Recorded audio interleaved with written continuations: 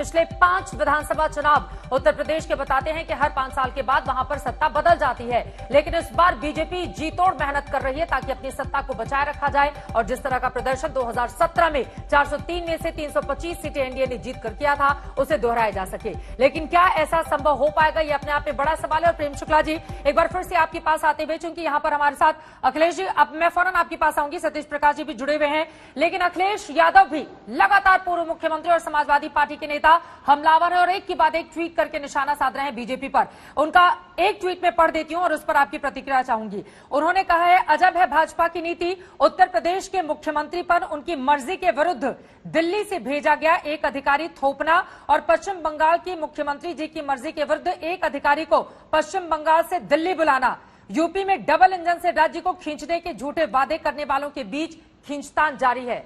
तो खींचतान चल रही है क्या उत्तर प्रदेश बीजेपी में? देखिए, भारतीय जनता पार्टी में कोई खींचतान नहीं है, लेकिन जिनकी पार्टी अब खींचने लायक नहीं बची है, जिनकी पार्टी समाजवादी पार्टी और बहुजन समाज पार्टी है, दोनों ने इकट्ठे होकर गठबंधन करके लोकसभा चुनाव 2019 में लड़ लिया, सारी ताकत आजमा ली और उसके बाद जिस तरह से बुरी तरह पराजित हुए और जैसे अलग हुए, उसके बाद 2019 के बाद समाजवादी पार्टी एक सकारात्मक कार्यक्रम बता दे तो समाजवादी पार्टी के पास गिनाने के लिए कुछ नहीं है।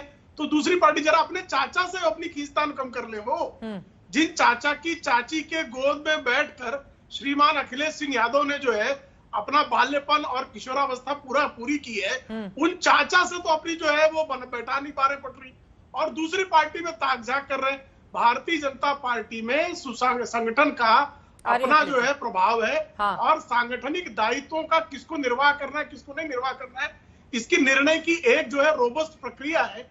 अब इन चीजों को लेकर किसी के पास जब अपना कोई कार्यक्रम स्वयं का नहीं रहता है तो दूसरे के बारे में चिल्लाता पहले जनता जान चुकी है भाई। अयोध्या जानती है ना, इसीलिए जनता आपको वोट देती है। पंचायत के जनता इसीलिए आपको वो कह रहे हैं कि ग्राम पंचायत में अयोध्या हारे, गोरखपुर में सीटें कम रही, मथुरा में स्थिति कमजोर रही, वाराणसी में स्थिति आपकी काफी ज्यादा कमजोर रही है। प्रतीकों की राजनीति बीजेपी जहां पर करती थी, पंचायत चुनाव में क्या चाहती है ये देखिए। हाँ, पंचायत चुनाव में वहां पर उसकी स्थिति डामाडोल रही। नहीं चाहिए पंचायत चुनाव में कोई किसी को सिंबल नहीं बांटता, इसलिए कल्पना के आधार पर लोग अपनी जीत हासिल करते हैं। किसने सिंबल दिया था पंचायत चुनाव में? किस पार्टी ने जो है पंचायत चुनाव में अपने प्रत्याशियों को चुनाव चिन्ह देकर उतारा था? भारतीय जनता पार्टी हार गई है, ये दुष्प्रचार हो सकता है। और इसी तरह 2016 में कह रहे थे कि हमने 10 बाई इलेक्शन जीत लिए हैं, इसलिए 2017 में हम जीतेंगे। 2019 में कह रहे थे कि हमने 3 बाई इलेक्शन जीत ली है, इसलिए हम चुनाव जीतेंगे। लेकिन आपने देखा कि 2017 में क्या हुआ, 2019 में क्या हुआ। काम करने का मौका एक एक करके सतीश प्रकाश जी, आपकी आवाज थोड़ी धीमी आ रही है, मुझे लगता है सतीश जी की आवाज थोड़ी और बढ़ाई जाए प्लीज। ठीक है सतीश जी, मैं फौरन लौट रही हूँ आपके पास। अखिलेश जोड़ा चाह रहे हैं, ठीक है। प्रेम शुक्ला जी, अखिलेश जी आपसे कुछ कहना चाह रहे हैं, एक सेकेंड सुन लीजिए प्लीज। अखिलेश प्रताप सिंह जी, ठीक है, अखिलेश प्रताप सिंह जी, लेकिन असम की बात करें, केरल की बात करें, ये वो राज्य है जहां पर सत्ता के करीब मानी जा रही थी कांग्रेस पार्टी, लेकिन वहां पर भी आपका बुरा हाल हो गया। तो ऐसे में चौथे नंबर की पार्टी अपने आप को सत्तासीन होने के सपने 2022 के लिए देख रही है। ना आपका संगठन उस तरह से मजबूत दिखाई दे रहा है और ना ही कोई बहुत बड़ा फेरबदल उत्तर प्रदेश में किया गया है। तो प्रियंका गांधी को चेहरा बनाने की भी कोशिश है क्या कांग्रेस की ओर से? योगी जी के सामने प्रियंका गांधी होंगी मुख्यमंत्री का चेहरा।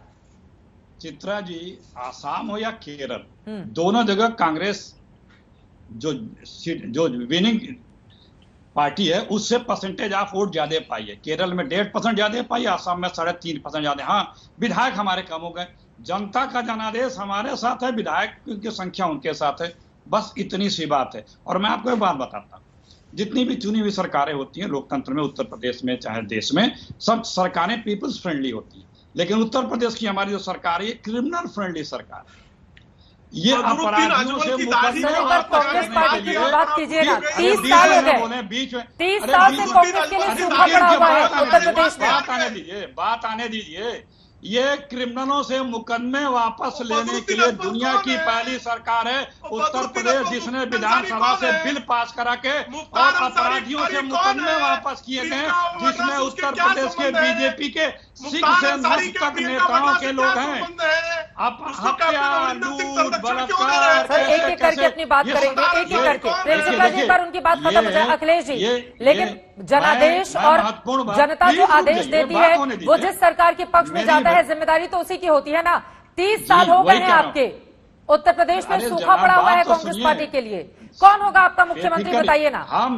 योगी जी के सामने कौन होगा मुख्यमंत्री कांग्रेस का? हम अब चुनाव जनता के हित के लिए, राजनीति हित के लिए करते हैं। मैंने आपको जो बताना शुरू किया वो पूरे ध्यान से सुनिए कि पहली सरकार है दुनिया की जो अपराधियों से मुकदमे वापस लेने के लिए बिल ला करके और जघन्य अपराधियों पर से 20,000 अपराधियों से मुकदमे वापस लिया है। दुनिया की कोई और सरकार हो तो बता दें। सरकारें लोगों के लिए भले के लिए कानून बनाती है, ये अपराधियों के भले के लिए कानून बनाती है। दर्जनों एग्जाम्स हुए हैं यूपी सरकार के द्वारा जो भ्रष्टाचार की भेंट हुई, जिसके पर्चे आउट किए गए। ये पढ़ के सुना दूं लाइन से, सब सूची रखे पड़े हुए इनके कार्यकाल की।